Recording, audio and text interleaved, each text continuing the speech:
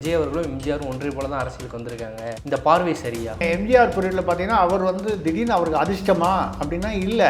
அவர் 20 வருஷமும் களத்தில் இந்த சினிமாவில் இருக்கும் பொழுதே ஒரு ஸ்ட்ராட்டஜியோடு இருந்தார். இன்னைக்கு நீங்கள் பிரசாந்த் கிஷோர், ராபின் சர்மா, ஜான் ஆரோக்கியசாமி, சுனில்னு வரிசையாக ஸ்ட்ராட்டஜி சொல்கிறோம். அன்னைக்கு தனியாக அப்படி நிபுணர்கள் இல்லை, அந்தந்த அரசியல்வாதி தான் நிபுணர். எம்ஜிஆர் அளவுக்கு விஜய் வந்துருவாரா அப்படின்னால் சந்தேகமே.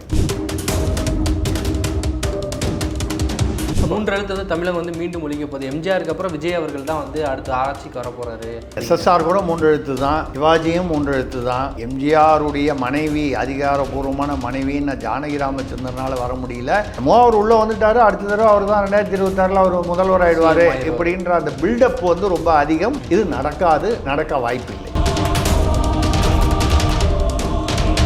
இந்த காலத்துலேருந்து இந்த காலம் வரைக்கும் எந்த காலத்திலையும் திமுக தனியாக நின்று ஆட்சியை பிடிச்சதே இல்லை. பந்தேரி ஆரிய பார்ப்பனர்கள் சொன்னானோ அப்படிப்பட்ட ராஜாஜியுடன் சுதந்திரா கட்சியுடன் கூட்டணி சேர்ந்து தான் 1967 காங்கிரஸை தோற்கடிக்க முடிந்தது. ஒரு சமயத்தில் இந்திரா காந்தி அம்மாவுக்கு மண்டையில் அடிபட்ட போது அம்மையாருக்கு மாதவிலக்காக இருக்கும்னு சொன்ன அதே கருணாநிதி தான் நேருவின் மகளே வருக, நிலையான ஆட்சி தருகன்னாரு. 1999 2004 பாஜகவுடன் சேர்ந்து கூட்டணி ஆட்சி அமைத்த போது பாஜக மதவாத கட்சி என்பதை ஏற்றுக்கொள்ள முடியாது அப்படின்னு பேசின அதே கருணாநிதியும் திமுகவும் தான் இன்னைக்கு பேசும்போது எப்படி பாஜக பாசிச கட்சி, மதவாத கட்சி.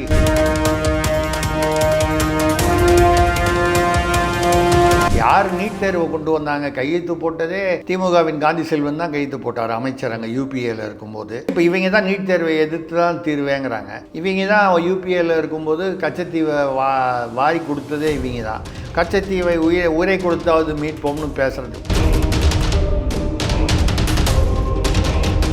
விஜய் பிரசாந்த் கிஷோரை கூட்டு 300 கோடி இந்த ஆளுக்கு கிடைக்கிற அதிர்ஷ்டத்தை பாருங்க. அவன் பீகாரில் ஒரு கட்சி ஆரம்பித்து ஜன்சுராஜ்னு 6 பேர் நிற்க வச்சான். அவங்க ஆள் இடைத்தேர்தலில் டெபாசிட்டே போயிடுச்சு. அவன் கட்சிக்கே அவனால் ஸ்ட்ராட்டஜி கொண்டு வர முடியல ஒழுங்கா.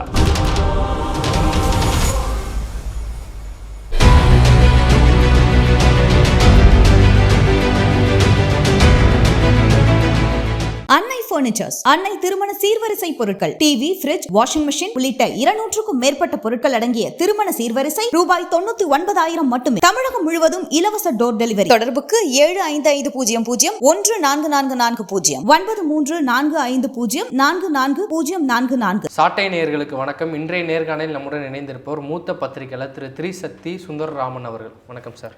வணக்கம் தம்பி, சொல்லுங்கள். சார், இந்த விஜய் அவர்கள் அரசியல் வந்த பின்னாடி தமிழகத்தில் பரபரப்பாக பேசிக்கிட்டே இருக்காங்க சார்.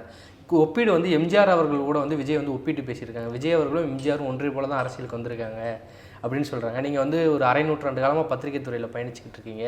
இந்த பார்வை சரியா? எம்ஜிஆர் சினிமாவிலிருந்து வந்தார் அப்படின்ற ஒரு காரணத்தை மட்டும் வைத்துக்கொண்டு விஜயுடன் எம்ஜிஆரை ஒப்பிடுவது எனக்கு என்னமோ அதாவது விஜயை நான் குறைத்து மதிப்பிடுவதாக இல்லை. எம்ஜிஆர் என்பது லிஜெண்டுன்னு இங்கிலீஷில் சொல்லுவாங்க, ஒரு சகாப்தம்.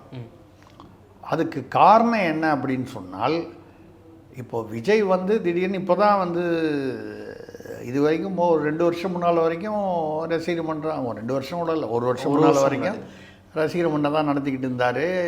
எல்லா சினிமா மாஸ் ஹீரோ மாதிரி பஞ்சு டைலாக் போயிடுவார். விஜய் ஆகட்டும், அஜித் ஆகட்டும், விக்ரம் ஆகட்டும், அவங்கவுங்க படத்தில் இந்த பஞ்சு டைலாக் அந்த கேமராவை பார்த்து பேசுறது அது ஒரு ட்ரெண்டு ரஜினிகாந்த் பீரியடில் ஆரம்பிச்சதுன்னு சொல்லலாம்.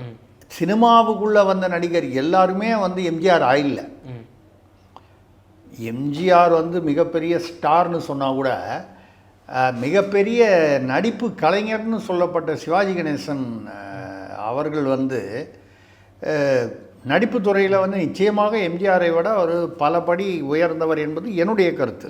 அது எம்ஜிஆர் ரசிகர்கள் வேறு மாதிரி நினைப்பாங்க. நடிகர் திலகம்னே நம்ம பட்டம் கொடுத்தது. அதாவது நடிப்பில் அப்படி பார்க்கும்போது சிவாஜி கணேசன் அரசியலில் தாக்கு பிடிக்க முடியலையே. கலைஞர் வசனம் எழுதி அரசியலுக்குள்ளே வந்தார். கலைஞர் வசனம் எழுதி அதை பேசின சிவாஜி கணேசன் ஜெயித்தார். அவருடைய நடிப்புனாலையும் ஜெயித்தார். ஓரளவுக்கு இந்த வசனம் எஸ் ராஜேந்திரன் லட்சிய நடிகர்னு அவர் மிகப்பெரிய அவனும் திமுகவில் இருந்தார். அதுக்கப்புறம் தனியாக ஒரு கட்சி ஆரம்பித்தார். போனி ஆவலியே. இதை மாதிரி பல உதாரணம். டி ராஜேந்தர் பாருங்கள், ஒரு மிகச்சிறந்த திறமையானவர், இசையமைப்பாளர், நாடக எழுத்தாளர், பாடலாசிரியர், நடிகர் எல்லாம். எம்ஜிஆரோட கலையுலக வாரிசு பாக்கியராஜனே இன்னும் இதாகலை இல்லையா? பாக்கியராஜே வந்து போனியாவிலேயே அரசியலில் என்னமோ அதிமுகலாம் சேர்ந்தார், போனார், வந்தார். ஒன்றும் கலையுலக வாரிசு. சின்ன எம்ஜிஆர்னு சொல்லப்பட்ட, கருப்பு எம்ஜிஆர்னு சொல்லப்பட்ட விஜயகாந்த் மற்றவங்களெல்லாம் கம்பேர் பண்ணும்போது ஒரு அளவுக்கு வந்தார், ஒரு எதிர்க்கட்சி தலைவர் அளவுக்கு. ஆனாலும் அதை தாண்டி ஆட்சியை பிடிக்கும் அளவுக்கு அந்த ஆளுமை பெறவில்லை. இன்னும் கொஞ்ச நாள் அவர் உடல் நலத்தோடு இருந்திருந்தால் நடந்திருக்குமா என்ன. அதுக்கப்புறமே அவர் கொஞ்சம் உடம்பு சரி இல்லாமல் போயிட்டார். அப்புறம் அப்படியே அது இதாகிடுச்சுன்னு. எம்ஜிஆரை ஏன் கம்பேர் பண்ணக்கூடாதுன்னா, எல்லாருமே என்ன நினச்சிட்றாங்கன்னா, அந்த சினிமா அந்த மாயையை வச்சுக்கிட்டு நம்ம உள்ளே வந்தோம்னா ஜனங்க ஓட்டு போட்டுருவாங்க. இல்லை, அது தவறு பண்ணுறாங்க. 2 உதாரணங்கள் சொல்கிறேன் நான். இந்தியாவில் மிகப்பெரிய இதில் வந்து அந்த மாதிரி முதலமைச்சராக அந்த அரசியல்வாதியாக இருந்து முதலமைச்சரானவங்க யாருன்னு பார்த்தீங்கன்னா NT ராமராவ், எம்ஜிஆர், அதுக்கப்புறம் ஜெயலலிதா. 3 பேர் தான். ஜானகி ராமச்சந்திரன் கூட வந்து முதலமைச்சராக இருந்தாங்க. அதுக்கு முன்னால் நடிகையாக தான் இருந்தாங்க. ஆனால் வந்து ஒரு பெரிய அவங்க 13 நாள் கூட தாக்கு பிடிக்கும். சினிமா பிரபலத்தை பயன்படுத்தி வரல. எம்ஜிஆரோட மனைவின்னு வந்தாங்க, அதுவே தாக்கு பிடிக்கல. எதுக்காக சொன்னோன்னா, இப்போது நீங்கள் எம்ஜிஆர் பீரியடில் பார்த்தீங்கன்னா அவர் வந்து திடீர்னு அவருக்கு அதிர்ஷ்டமா அப்படின்னா இல்லை. அவர் 20 வருஷமும் களத்தில் வந்து இந்த சினிமாவில் இருக்கும் பொழுதே ஒரு ஸ்ட்ராட்டஜியோடு இருந்தார். இன்றைக்கி நீங்கள் பிரசாந்த் கிஷோர், ராபின் சர்மா, ஜான் ஆரோக்கியசாமி, சுனில்னு வரிசையாக ஸ்ட்ராட்டஜி சொல்கிறோம், தேர்தல் ஆலோசனை நிபுணர்கள். அன்றைக்கி வந்து தனியாக அப்படி நிபுணர்கள் இல்லை, அந்தந்த அரசியல்வாதி தான் நிபுணர். அப்போ அந்த வகையில் எம்ஜிஆர் பார்த்தீங்கன்னா சினிமாவில் ஒரு இடத்துல கூட அவர் சிகரெட் பிடிக்க மாட்டார், தண்ணி அடிக்க மாட்டார்.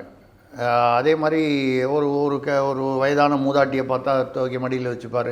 இல்லை வந்து ஒரு வயதானவருக்கு வந்து போர்வை எடுத்து கொடுப்பார். ஒரு ஆட்டுக்குட்டியை தூக்கி மழையில் அதிலிருந்து காப்பாற்றுவார். அண்ணா பெரியாரோட புகைப்படங்கள்லாம் அதை காமிப்பார். அந்த உதயசூரியனை எங்கேயாவது ஒரு இடத்துல காமிக்காமையே இருக்க மாட்டார். இல்லை பாட்டில் அதை கொண்டு வந்துடுவார், அண்ணாவை கொண்டு வந்துடுவார். ஸோ அப்போது 20 வருடங்களுக்கு மேலாக வந்து அதே சமயத்தில் ஒரு உதாரணத்துக்காக சொல்கிறேன், ஒப்பீடு. சிவாஜி கணேசன் பார்த்தீங்கன்னா எம்ஜிஆர் வந்து என்ன பண்ணுவார், சிகரெட் பிடிக்கிற மாதிரி வந்ததுன்னா அது வந்து நல்ல எம்ஜிஆர், கெட்ட எம்ஜிஆர், 2 எம்ஜிஆர் வந்துடுவாங்க. இந்த கதையில் கெட்ட எம்ஜிஆர் சிகரெட் பிடிப்பார். ஆனால் அவர் வில்லனாக வந்தால் கூட கடைசி நிமிஷத்தில் தெரிஞ்சிருவார். இவர் அவர் அண்ணன் தம்பின்னு சொல்லி 2 பேரும் அண்ணன் தம்பின்னு கட்டிப்பாங்க. அதே மாதிரி அவர் வந்து கனவு காணும்போது எம்ஜிஆர் 4 கதாநாயகியோட உலகம் சுற்றும் வாலிபனில் நடிச்சிருப்பார். ஆனால் வந்து இவர் வந்து ஒரு கதாநாயகி, அவர் தான் இவர் வந்து டுவேட் பாடுவார். பாக்கி 3 டுவேட்டெல்லாம் பாடுவார். ஆனால் என்ன பண்ணுவாங்க, கதையில் எப்படி சொல்லிவிடுவாங்கன்னா, அந்த கதாநாயகியுடைய கனவு. இப்போ எங்கள் வாத்தியார் மேலே தப்பு இல்லை, அவர் ஒரு கதாநாயகி தான் அவர் வந்து லவ் பண்ணுறாரு. பாக்கி 3 பேர் அவங்க லவ் பண்ணாங்க, அவர் தப்பு இல்லை அப்படின்னு கீழே உள்ள பாமர மக்கள் ரசிகர்கள் பேசுவோம். அதாவது ரொம்ப வந்து தேர்ந்த முறையில் புத்திசாலித்தனமாக தன்னுடைய அந்த சினிமா பாதையை அரசியலை நோக்கி அதை வந்து மனசில் வச்சுக்கிட்டு அவர் வந்து அந்த ஸ்ட்ராட்டஜி பண்ணார். இப்போ சிவாஜி கணேசன் பார்த்தீங்கன்னா தண்ணி அடிக்கிற மாதிரி நடிப்பார், திருடனாக நடிப்பார், பிக் பாக்கெட்டாக நடிப்பார், கொள்ளக்காரனாக நடிப்பார், எல்லா விதமும். ஏன்னா அவருக்கு அந்த அரசியல் ஸ்ட்ராட்டஜி இல்லை. என்றைக்கோ ஒரு நாள் அரசியலுக்கு வரணும்னு வந்தால் தாக்கு பிடிக்கல. இது ஒரு உதாரணமாக சொன்னேன். இப்போ விஜய் வந்து அப்படியெல்லாம் ஒன்றும் ஸ்ட்ராட்டஜி பண்ணி ஆரம்பத்துலேருந்து அப்படிலாம் வரல. அவர் ஏதோ அரசியலுக்கு வரணும்னு வந்திருக்காரு, வந்தாரை நாம் வந்து எப்போவுமே வாழ்த்துவோம். அதனால் எம்ஜிஆர் அளவுக்கு விஜய் வந்துடுவாரா அப்படின்னால் வந்து சந்தேகமே. 3 எழுத்து வந்து தமிழகம் வந்து மீண்டும் ஒழிக்க போகுது. எம்ஜிஆருக்கு அப்புறம் விஜய் அவர்கள் தான் வந்து அடுத்து ஆட்சிக்கு வர போகிறாரு, அரசியல் சினிமா துறையிலேருந்து. SSR கூட 3 எழுத்து தான், சரிங்களா? சிவாஜியும் 3 எழுத்து தான். எத்தனையோ 3 எழுத்துக்கள் வந்து வந்திருக்காங்க, சத்தம் இல்லாமல், அதாவது ஜெயிக்க முடியாமல் போயிருக்காங்க. 3 எழுத்துன்னு வந்ததுனால வந்து வந்துடும். அப்போ எம்ஜிஆருடைய மனைவி, அதிகாரபூர்வமான மனைவின்னு ஜானகி ராமச்சந்திரனால் வர முடியல. ஆனால் ஒரு காலத்தில் வந்து எம்ஜிஆர் வந்து ஜெயலலிதாவை கொள்கை பரப்பு செயலரும் வந்து இருந்தாங்க அந்த அமைப்பில். எம்ஜிஆர் இதில் அதிமுகவில் ஒரு சமயத்தில் வந்து ஒரு மனக்கசப்புனால இவருடன் யாருமே கட்சியில் தொடர்பு கொள்ள வேண்டாம்னு பேப்பரில் அட்வர்டைஸ்மெண்ட் கொடுத்தார் எம்ஜிஆர் ஜெயலலிதாவை பற்றி. அப்படிப்பட்ட ஜெயலலிதா பின்னால் வந்து மக்கள் வந்து எம்ஜிஆரோட வாரிசாக ஏற்றுக்கிட்டாங்க. ஆனால் ஜானகி ராமச்சந்திரன் அவருடைய கூடவே அவருடைய மனைவி அவரை ஏற்றுக்கல.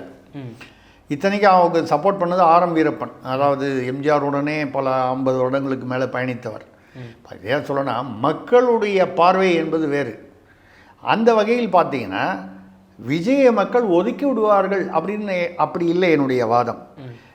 இப்போ என்னமோ அவர் உள்ளே வந்துட்டார், அடுத்த தடவை அவர் தான் 2026 அவர் முதல்வர் ஆயிடுவார் இப்படின்ற அந்த பில்டப் வந்து ரொம்ப அதிகம். இது நடக்க வாய்ப்பில்லை. ஆனால் அவரை வந்து பிரசாந்த் கிஷோர் அவர்கள் வந்து சந்திச்சிருக்காரு. 20% 25% ஓட்டுகள் இருக்குது அவருக்கு அப்படின்னு சொல்கிறாங்க. பல பேராசிரியர்கள் இந்த லைலோ காலேஜை சேர்ந்தவங்களாம் வந்து இவ்வளோ ஓட்டு அவருக்கு இருக்குது, இளைஞர் மத்தியில் அவருக்கு தான் வரவேற்பு இருக்குது அப்படின்னு சொல்லி சொல்கிறாங்களே, இதெல்லாம் எப்படி எடுத்துக்கிறது நம்ம? இந்த 20% வந்து பம்மாத்துன்னு தமிழ் ஒரு வார்த்தை உண்டு, கொச்சையாக ஏமாற்றிக்கிட்டு போகிறது. இது வந்து டுபாகோருன்னு சொல்கிறோமே அந்த மாதிரி ஏமாத்து, அதாவது உண்மையாக இருக்க வாய்ப்பில்லை. என்னுடைய ஒரு கணிப்பில் ஒரு 8-10% அந்த ரேஞ்சில் தான் அவர் வாங்குவார் தனியாக நின்னா. இந்த 20% எல்லாம் வந்து வாங்குவார்னா நீங்கள் வந்து விஜயுடைய ரசிகர்கள் அத்தனை பேரும் வந்து விஜய்க்கு ஓட்டு போடுவாங்களான்னு கேட்டிங்கன்னா அதில் திமுககாரனும் இருக்கான், அதிமுககாரனும் இருக்கான், கம்யூனிஸ்டும் இருக்கான், விடுதலை சிறுத்தை இருக்கான், வன்னியர் இருக்கான், பாமக இப்படி விஜயுடைய ரசிகர்கள்னு வரும்போது அதை நீங்கள் கட்சி ரீதியாக பிரித்தால் எப்படி வேணாலும் பிரியலாம்.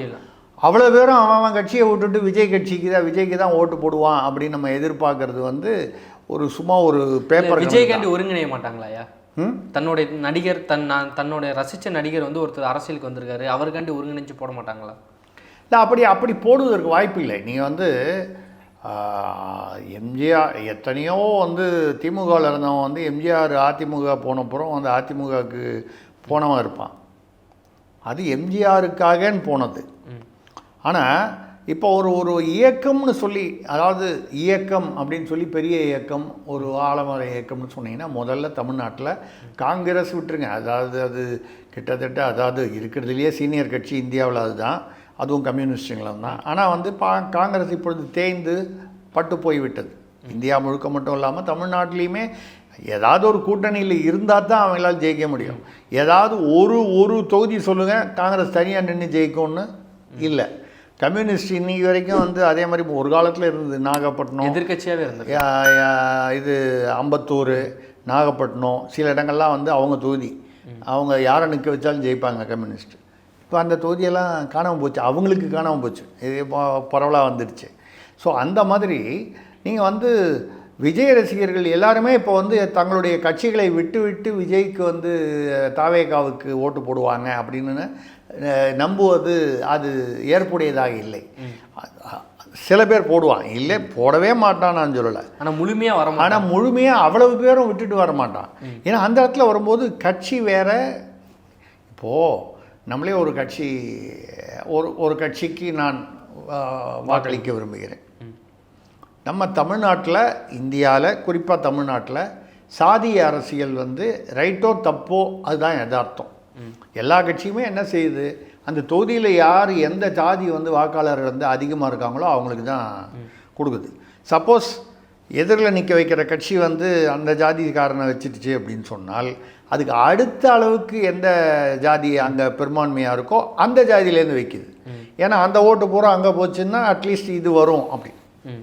இது வந்து தவறான ஒரு முறை நடைமுறை. ஆனால் இது வந்து தொன்று இப்படி தான் நடக்குது. யதார்த்தம் இப்படி தான் இருக்குது. யதார்த்தம் இப்படி தான். இது வந்து தப்புன்னு நம்ம பேசலாமே தவிர எழுதலாமே தவிர நடைமுறையில் அப்படி தான் நடக்குது. அப்படி நடக்கும்பொழுது நீங்கள் வந்து நினைக்கிறீங்களா, இப்போது ஒரு இதில் யாரோ ஒருத்தர் நிற்கிறாரு, அவர் வந்து அந்த கட்சியில் நிற்கிறாரு, ஆனால் அவர் வந்து உங்கள் சாதி இல்லை, நான் உங்களை சொல்லலை, வாக்காளருடைய அந்த பர்டிகுலர் வாக்காளனுடைய சாதி இல்லை, அந்த இடத்துல அவனுக்கு வந்து சாதியா வாக்காளனா அது கட்சியா குழப்பம் வரதான் வருது. இதில் நான் என்ன ஆனாலும் சரி என் ஜாதி இல்லைன்னா கூட கட்சிக்காரனுக்கு ஓட்டு போடுவேன்னு போடுறவனும் இருக்கான். குறிப்பாக சொன்னால் நாம் தமிழ் கட்சி திமுக பண்ணுறவங்களும் அப்படி தானே வாக்களிக்கிறாங்க கட்சி. அதான் அந்த இயக்கத்திற்கு கட்சிக்கு வந்து விசுவாசமாக இருக்கிறவன் அவன் வந்து யாரை வந்து அங்கே வந்து நீங்கள் வேட்பாளரை நிற்க வச்சாலும் எந்த ஜாதியை நிற்க வச்சாலும் அந்த கட்சிக்கு தான் ஓட்டு போடுவேன்னு இருக்கிறவன் அது வந்து சில கட்சிகளில் உண்டு. கொள்கை இப்போ திமுகவுக்கு ஓட்டு போடுறவன் வந்து நீங்கள் வந்து அங்கே வந்து யாரை நிற்க வச்சாலும் திமுகவுக்கு தான் ஓட்டு போடுவான். இது அடிப்படையிலே ஒரு 70-75 வருடங்களாக அவர்கள் வந்து இருக்காங்க தேர்தல் அரசியலில். 49 திமுக பிரிஞ்சு வந்தது தீக்காலிருந்து. அதில் வந்து நீங்கள் 67 ஆட்சியை பிடிச்சாங்க. அந்த ஆட்சியை பிடிச்சதும் வந்து அந்த காலத்துலேருந்து இந்த காலம் வரைக்கும் எந்த காலத்துலேயும் திமுக வந்து தனியாக நின்று ஆட்சியை பிடிச்சதே இல்லை. 67 யாரை வந்து அவர்கள் வந்து வந்தேரி தீகாவில் இருந்துக்கிட்டு வந்து பார்ப்பனர்கள் வந்தேரி ஆரிய பார்ப்பனர்கள் சொன்னானோ அப்படிப்பட்ட ராஜாஜியுடன் சுதந்திரா கட்சியுடன் கூட்டணி சேர்ந்து தான் 1967 காங்கிரஸை தோற்கடிக்க முடிந்தது. அன்னைக்கு ஆரம்பித்து அதே ராஜாஜியை பின்னால் ஒரு சமயம் குள்ளூகப்பட்டார்னு கலைஞர் திட்டினார். அது ஒன்றும் பெரிய விஷயம் இல்லை. ஒரு சமயத்தில் வந்து இந்திரா காந்தி அம்மாவுக்கு மண்டையில் அடிபட்ட போது அம்மையாருக்கு மாதவிலக்காக இருக்கும்னு சொன்ன அதே கருணாநிதி தான் 1 வருஷம் 1.5 வருஷம் பொறுத்து நேருவின் மகளே வருக நிலையான ஆட்சி தருகன்னார். 1999 2004 பாஜகவுடன் சேர்ந்து கூட்டணி ஆட்சி அமைத்த போது வாஜ்பாயுடன் பாஜக வந்து மதவாத கட்சி என்பதை ஏற்றுக்கொள்ள முடியாது, ஆர்எஸ்எஸ் வந்து மிக சமுதாய பொறுப்புள்ள ஒழுக்கமான இயக்கம் அப்படின்னு பேசின அதே கருணாநிதியும் திமுகவும் தான் இன்றைக்கி பேசும்போது எப்படி இப்போ இந்த சமீப காலங்களில் பாஜக பாசிச கட்சி, மதவாத கட்சி, ஆர்எஸ்எஸ் என்பது வந்து இந்தியாவிற்கு எதிரான ஒரு இயக்கம். அவங்க நிலைப்பாடு மாறிக்கிட்டே இருந்தாங்க. நிலைப்பாடு வந்து அந்தந்த நேரத்துக்கு அரசியல் சௌகரியங்களுக்காக மாற்றிக்கொள்கிறார்கள். இது ஒன்றும் இல்லை.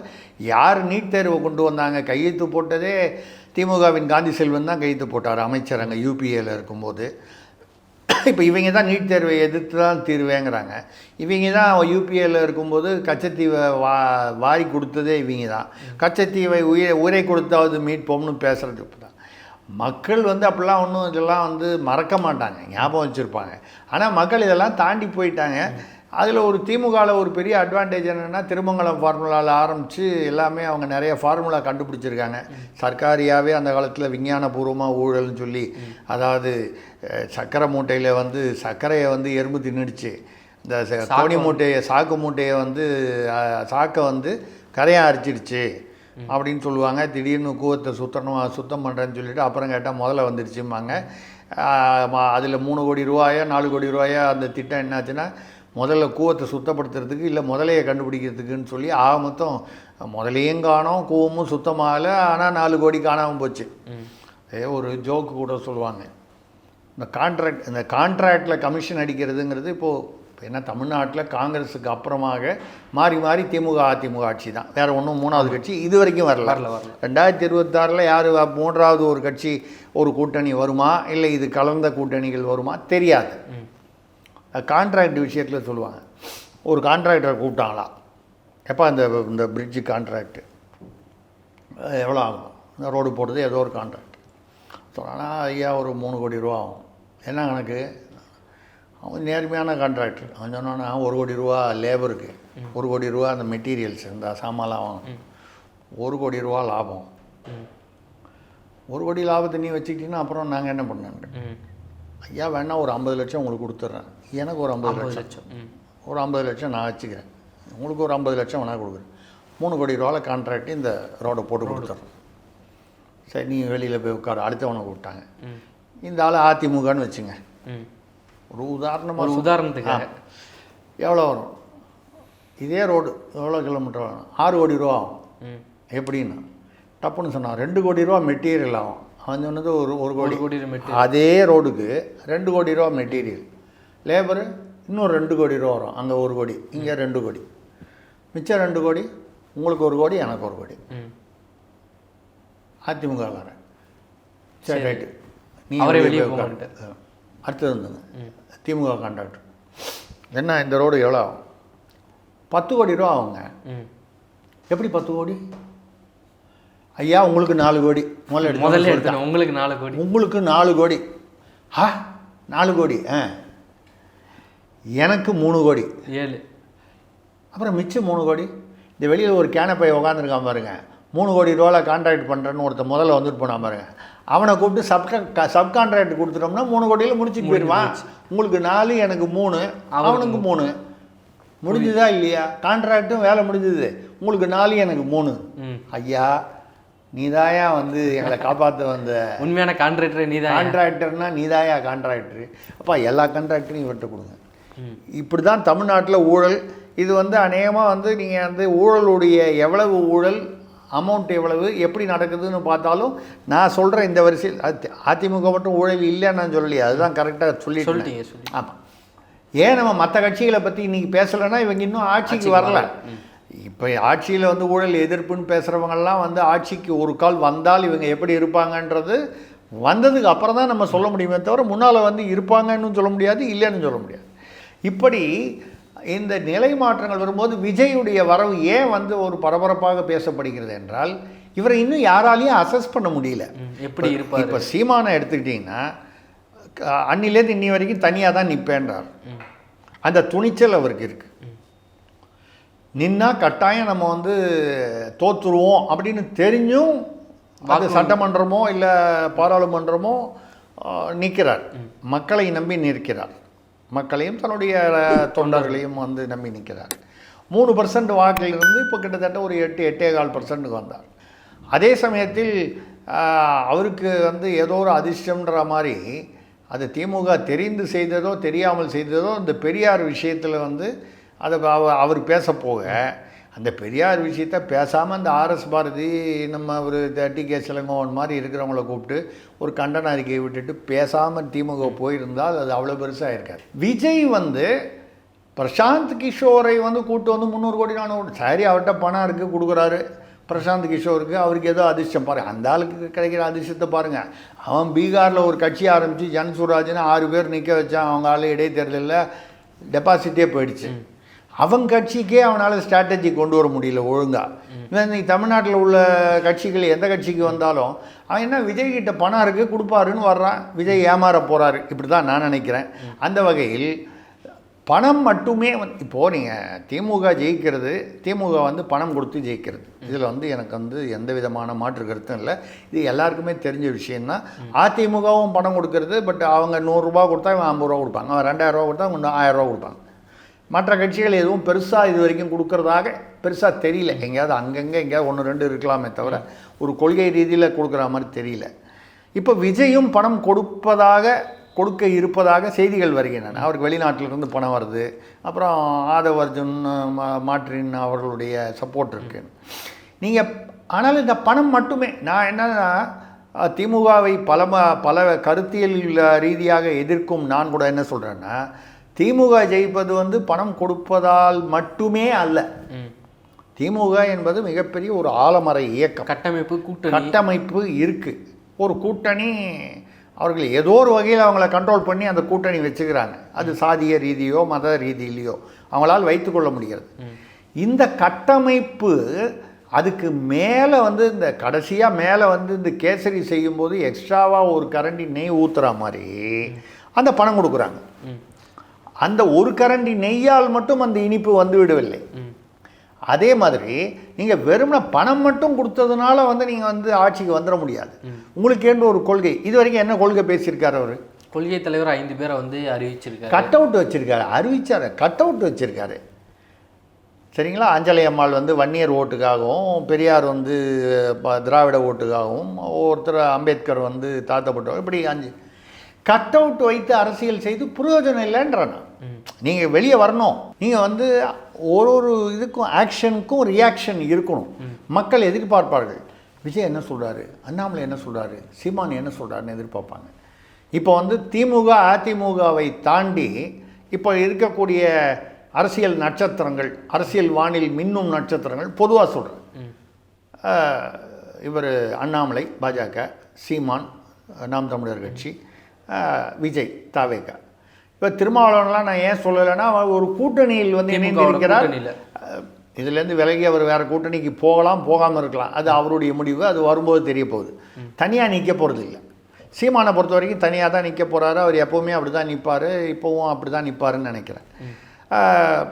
பாஜக ஏதோ ஒரு கூட்டணி, அது அதிமுகவோட கடைசி நிமிஷத்தில் ஒத்து போய் சேருவாங்களா, இல்லை தனியாக ஒரு கூட்டணியாக இருப்பாங்களா? ஆக அவங்க இருக்கிற கட்சியில் முக்கியத்துவம் பெறுவார்கள் பாஜக. அதில் முக்கியமான இன்னொரு காரணம் வந்து தமிழ்நாட்டில் அவர்களுடைய வளர்ச்சின்றதை விட தேசிய கட்சி மத்தியில் ஆட்சியில் ஒரு கிரேஸ் இருக்குது. அது மட்டும் இல்லை, மத்தியில் ஆட்சியில் இருக்காங்க. அது ஒரு பெரிய விஷயம். ஆளும் கட்சி மத்தியில் பல மாநிலங்களில், பெரும்பான்மையான மாநிலங்களில் அவர்கள் ஆட்சி செய்கிறார்கள். அதனால் அது ஒரு முக்கியத்துவம் வருகிறது. அப்போது நீங்கள் வந்து வெளியே வரல, விக்கிரவாண்டிக்கு போனால் எனக்கு காவல்துறையில் அனுமதி வரல, அப்படி தான் கொடுக்க மாட்டாங்க. அவங்க வந்து தமிழ்நாட்டில் அப்படி தான். நீங்கள் வந்து திருப்பரங்குன்றத்துக்கு எதிரில் வந்து பேரணி நடத்துகிறோன்னா அனுமதி கொடுக்க மாட்டாங்க. காசாவில் உள்ள பாலஸ்தீனியத்துக்காக போராட்டம் இங்கே மவுண்ட் ரோட்டில் பண்ணுறேன்னு சொன்னால் போராட்டம் கொடுப்பாங்க. நான் வந்து மத ரீதியாக வந்து நான் யாரையும் வந்து விமர்சனம் பண்ணல. காசா எங்கே இருக்குன்னே தமிழ்நாட்டில் 90% பேருக்கு தெரியாது. காசா மேப்பில் எங்கே இருக்குது காமிக்க சொல்லுங்கள், 95% தெரியாது. காசாவுக்காக தமிழ்நாட்டில் போராட்டம் அனுமதி உண்டு. மணிப்பூரில் வந்து பாதிக்கப்பட்டார்கள்னு கனிமொழி அக்கா வந்து மெழுகுவர்த்தி போராட்டம் நடப்பாங்க, அதுக்கு அனுமதி உண்டு. மணிப்பூர் எங்கே இருக்குதுன்னு கேளுங்க, நம்ம ஆளுங்கள தெரியாது. ஆனால் திருப்பரங்குன்றம் இங்கே இருக்குது, அங்கே ஒரு பிரச்சனைன்னா அதுக்காக இங்கே பேரணினா நீதிமன்றமே கூட எதுக்கு திருப்பரங்குன்ற பேரணி வந்து சென்னையில் எதுக்கு பண்ணணும்? ஏன்னா திருப்பரங்குன்றமும் சென்னையும் வந்து என்ன 5000 கிலோமீட்டர் தள்ளியாக இருக்குது. புரியுது. நான் மதவாதம் பேசலை. உண்மையை சொல்லப்போனால் திருப்பரங்குன்றத்தில் நடப்பது வந்து அரசியல், மதவாத அரசியல் தானே தவிர அங்கே வந்து மத ரீதியாக மக்கள்கிட்ட எந்த பிரச்சனையும் மக்கள்கிட்ட அவன் பக்கத்து வீட்டுக்கார இந்து முஸ்லீம் சௌக்கியமாக சந்தோஷமாக சகோதர மாதிரி தான் வாழ்ந்துக்கிட்டு இருக்கான். அது சும்மா இல்லாமல் அங்கேருந்து வந்து கூப்பிட்டு போய் இந்த நவாஸ் கனின்னு ஒரு திமுக எம்பி வந்து அவர் வந்து ஆட்டத்தை ஆரம்பிச்சாரு, இவங்க பிடிச்சிக்கிட்டாங்க. அவங்க ஆரம்பித்து அதை கொளுத்தி போட்டார். அது இப்போ வந்து இந்து இயக்கங்கள் வந்து அதை பெருசு பண்ணிடுச்சு. இது ஒரு பெரிய ஒரு விஷயமாயிடுச்சு. அவங்க அண்ணன் தம்பி மாதிரி இருந்தாங்க, அதை கேட்கத்தான் செய்கிறாங்க. இருப்பான். இல்லை அவனை வரைக்கும் அப்படியே விட்டுட்டு அவன் அப்படியே இருப்பான். நம்ம தான் அவனை அப்படி இருக்க விடாமல் பண்ணுறது தானே அரசியலே. அவனுக்குள்ளே சண்டை மூட்டி விட்டு அவனை ஒருத்தனை அடிக்க வச்சுட்டு அதில் இந்த பக்கம் 2 பேர் சாகணும், அந்த பக்கம் 2 பேர் சாகணும், அதில் குளிர் காயணும், இவனுக்கு உடனே 5 லட்சம் நான் வந்து அவனோட குடும்பத்துக்கு இது கொடுக்குறேன்னு சொல்லணும். இன்னும் இதுதானே அரசியல். இந்த அரசியல்னால தானே வீணாக போகுது. இந்த அரசியல்லாம் விஜய் செய்ய மாட்டேங்கிறாரு, வீட்டுக்குள்ளேயே இருக்கிறாருங்கிறீங்க. இல்லை, இந்த அரசியலை அவரை செய்யணும்னு சொல்ல, இந்த மாதிரி அரசியல் நடைபெறும் போது அதை கண்டிப்பதற்கு அறிக்கையை கொடுக்க வேண்டுமா இல்லையா? வெளியே வந்து மக்களோடு மக்களாக போய் நிற்கணும். ஒரு இடத்துல ஒரு நடந்திருக்குன்னு சொன்னால், வெள்ளமோ இல்லை வந்து ஒரு ஒரு ஒரு ஒரு சிறுமி இறந்துட்டாங்க. நான் என்ன சொல்கிறேன், எல்லா மாவட்டங்களுக்கும் போக முடியாது, எல்லா இடத்துக்கும் போக முடியாது. ஒரு அடையாளமாக வந்து ஒரு வாரத்துக்கு ஒரு தடவையோ 2 தடவையோ எங்கேயாவது வந்து மக்களிடம் போய் கலக்க வேண்டுமா இல்லையா? அங்கே கூட்டம் வந்துடும், என்னை பார்த்தா கூட்டம் வந்துடும். அப்புறம் ஏன் அரசியலுக்கு வரீங்க? எல்லா அரசியல்வாதிக்கு எல்லா நடிகர்களுக்கும் தான் கூட்டம் வரும். நடிகர்களுக்கு என்னங்க, எல்லாரையும் பார்க்குறது வரத்தானே. நாளை காலையில் போஸ்டர் ஓட்டுங்க, ஷக்கீலா நடிகை, ஷக்கீலான ஒரு 10-15 வருஷத்துக்கு முன்னால் அவர் பெரிய கவர்ச்சி நடிகை. இப்போ நடுவயதுக்கு வந்திருப்பாங்க. நான் ஒரு தோராயமாக சொல்கிறேன். இன்றைக்கி நடிகை ஷக்கீலா அப்படின்னு சொல்லி ஓட்டுங்க, கும்பல் வரும். இந்த கும்பல் வர்றது வந்து ஒரு அதை வந்து நம்ம ஒரு எந்த விதமாக தாண்டி தான் அரசியல் பண்ணணும். ஆமாம், நீங்கள் அரசியல் உங்களுக்கு கூட்டம் வருதுன்னா அந்த கூட்டத்திற்கான அனுமதி கேளுங்க. அனுமதி கொடுக்கலன்னா அது என்ன பண்ண போகிறாங்க? மிஞ்சி போனால் கைது பண்ணி ஒரு திருமண மண்டபத்தில் வச்சு சாயந்தரம் விட்டுருவாங்க. அதுதானே பண்ணுறாங்க வழக்கமாக. அது மாதிரி பண்ணிட்டு போகிறாங்க. இன்ஃபேக்ட் அப்படி பண்ணும்போது உங்கள் இமேஜ் அதிகமாகுமே தவிர, இப்போ அதனால தான் வந்து மத்திய அரசு என்ன பண்ணிடுச்சு, ஒய் பிரிவு இவராக கேட்டாரா அவங்களா கொடுத்தாங்களான்னு தெரியல. நார்மலாக அவங்கவுங்க கேட்டால் தான் உயிருக்கு ஆபத்து இருக்கிறது, பாதுகாப்பு தேவைன்னு அது வெளியில் அறிக்கை. இவரோட இணையதளங்கள்லாம் வந்து இவர் மேலே வந்து முட்டை வீசணும், இவர் வந்து 234 தொகுதி வரப்போகிறாரு, இவர் மேலே முட்டை வீசருக்கு ரெடி பண்ணுங்கன்னு சொன்னாங்க. அதனை தொடர்ந்து தான் இந்த பாதுகாப்பு வந்து அவர் கொடுக்கப்பட்டீங்க. மத்திய அரசு எனக்கு டெல்லியில் நல்ல தொடர்புகள் உள்ளன, அரசியல் தொடர்புகள். முதல்ல வந்து பிஜேபி வந்து நவம்பர் 2016 அதிமுக இரட்டை இலையை வந்து முடக்க போகுதுன்னு நான் எழுதின போது திமுக தலைமையிலிருந்தும் அதிமுக தலைமையிலேருந்து என்னை நேரடியாக கூப்பிட்டு அனுப்பிச்சு, ஒரே ஒரு பத்திரிகை அட்டப்படத்தில் தமிழக அரசியல் எழுதியிருக்கீங்க, உங்களுக்கு இது யார் சோர்ஸ் என்னன்னு கேட்டாங்க. நான் சொல்ல முடியாதுன்னு. இல்லை நீங்கள் சேல்ஸுக்காக சும்மா பரபரப்புக்கு இது நீங்கள் வச்சுங்கன்னு சொல்லிட்டு வந்துட்டேன். 3 மாதத்தில் நடந்தபோது மறுபடியும் கூப்பிட்டு கேட்டாங்க எப்படின்னு. அப்போது இல்லை சில தகவல்கள் நமக்கு சில சோர்ஸ் இயல்பாகவே பத்திரிகையாளர்களே சோர்ஸ் இல்லாமல் பத்திரிகை இல்லை, நியூஸ் என்ன காதில் வந்து சொல்லிட்டு போவாங்களா, அது ஏதோ ஒரு வழியில் சேகரிக்கிறோம். எந்த இடத்துல வந்து தட்டினா அந்த தகவல் வரும்ன்றது தெரிந்து, அதுதான் அனுபவம், வேறு ஒன்றும் இல்லை. அந்த வகையில் விஜய் வந்து கேட்காமல் மத்திய அரசு பாதுகாப்பு கொடுத்திருக்காது 100% என்னால் சொல்ல முடியும். கேட்டது வந்து எல்லாருக்கும் பெரிய பேப்பரில் போட்டு விளம்பரம் கொடுத்துட்டு தான் கேட்பாருன்னு அவசியம் இல்லை. ரகசியமாக ஒரு இமெயில் அனுப்பிச்சு கூட கேட்கலாம், வெளியில் தெரியாமல். மத்திய அரசு பாதுகாப்பு கொடுத்தது ஒன்றும் தவறு நான் சொல்லலை. ஐயா இது வரைக்கும் வெளியே வராமல் இருந்ததுக்கு ஐயோ கூட்டம் வந்துடும், கூட்டம் வந்தால் அனுமதி இல்லாமல் கூட்டம் வந்துடும் வந்து பாதுகாப்பு கொடுத்துட்டாங்கல்ல. இனிமேலாவது வெளியில் வாங்க, வந்து ஜனங்களோட கலந்து பேசுங்க. அப்போ தான் மக்களுக்கு உங்கள் பேரில் நம்பிக்கை வரும். இந்த சினிமாவில் பார்த்ததை வச்சுக்கிட்டு உங்களுக்கு ஓட்டு போட்டுருவான்னு நம்பாதீங்க. பிரசாந்த் கிஷோர் இல்லை, அந்த ஜானோர் ஆகிய சாமி இல்லை, சுனில் இல்லை, ராபின் சர்மா இல்லை, இவங்க எல்லாருமா சேர்ந்து ஒரு கோஆபரேட்டிவ் சொசைட்டி வச்சு உங்களுக்கு உதவுனா கூட தேராது. வெளியே வரணும், அவர் நீங்கள் வெளியே வரணும். இதனால் வந்து நீங்கள் இப்படிலாம் பிரசாந்த் கிஷோர்லாம் போட்டு வச்சதுனால பிரசாந்த் கிஷோருக்கு வேணால் லாபமாக இருக்கலாம், அவருக்கு ஒரு 500 கோடியோ 300 கோடியோ கிடைக்கலாமே தவிர மக்களிடையே உங்களுடைய இமேஜை எப்படி இம்ப்ரூவ் பண்ண போகிறீங்க? இப்போ நீங்கள் பெரியாரை பற்றி பேசுகிறேன், பெரியார் வந்து நீங்கள் இப்போ அவர் சீமான் வந்து விமர்சனம் பண்ணுறாரு, நீங்கள் பெரியார் கொள்கைகளை ஏற்றுக்கொள்கிறீர்கள், அது ஒன்றும் தவறே இல்லை, அது உங்கள் சௌகரியம். ஆனால் எந்தெந்த கொள்கைகளை ஏற்றுக்கொள்கிறேன் என்று நீங்கள் பேச தெரிந்திருக்க வேண்டும். புரியுது. பெரியாருடைய புத்தகங்கள், சுயசரிதைகள், அவரை பற்றிய புத்தகங்களை பார்த்தால் எல்லாமே பெரியார் தப்பாக தான் சொல்லியிருக்காரு அப்படின்னு நான் சொல்லலை. அவர் ரைட்டாக சொன்னது பல விஷயங்கள் இருக்குது. அவர் அந்த சூழ்நிலைக்கு ஏற்ற மாதிரி சொன்ன சில விஷயங்கள் இந்த சூழ்நிலைக்கு ஒத்து வராது. இப்போ உதாரணமாக எல்லாரும் சொல்லுவாங்க மனு தர்மம், இதுதான் வந்து பார்ப்பனியம். மனுங்கிறவர் வந்து சத்திரியர், அவருக்கும் பிராமணருக்கும் சம்மந்தமே இல்லை. சும்மா நம்ம நாட்டில் இப்படி ஏதோ ஒன்று வாயில் வந்து சொல்லுவான். சரி, மனு தர்மம்னா மனுநீதி சோழன் ஒருத்தர் இருந்தார். அவர் என்ன பண்ணார், ஒரு பசு வந்து பெல் அடிச்சுது ஆராய்ச்சி மணி, என்னென்னா என்னுடைய கன்றை வந்து உன் பையன் வந்து தேரில் போகும்போது ஏற்றி கொண்டுட்டான்னு. உடனே என்ன பண்ணார், அது நீதி சமநீதிக்காக பையனை கூட்டு நடு ரோட்டில் நிற்க வச்சு தேர்காலில் ஏற்றி கொண்டுட்டார். நீ பசுவுடைய கண்ணை கொன்ன, அதுக்கு பதிலாக ஒன்று கொண்டு தன்னுடைய மகனை. இது அங்கே மனுநீதி சோழன். அது அந்த காலத்தில் ஏதோ ஒரு 1000 வருஷம் முன்னால் ஏதோ. இன்றைக்கி முதல்ல வந்து யாராவது ஒரு மினிஸ்டர் வந்து ஒரு பையன் கார் எடுத்துக்கிட்டு போய் ஏதோ ஒரு ஆக்சிடென்ட் பண்ணிட்டு வந்துட்டான், பதிலுக்கு நடுவில் நிற்க வச்சு ஒரு காரை ஏற்றி கொண்டுட்டு வரலாம். நடக்காது, சாத்தியம், சட்டமும் அனுமதிக்காதுல்ல. அதான் சொன்னேன். ஒன்று, இது நடக்கவும் நடக்காது. ரெண்டாவது, அன்றைக்கி அந்த சட்டமெல்லாம் இல்லை, அரசர் என்ன சொல்கிறாரோ அதான் சட்டம். இன்றைக்கி சட்டம்னு ஒரு அமைப்பு இருக்குது, இது கிரிமினல் குற்றம். பதிலுக்கு பதில் செஞ்சால் அது கிரிமினல் குற்றம். அவரும் குற்றவாளி, இவரும் குற்றவாளி, பையன் ஏற்கனவே குற்றவாளி, இப்போ அப்பாவும் குற்றவாளி.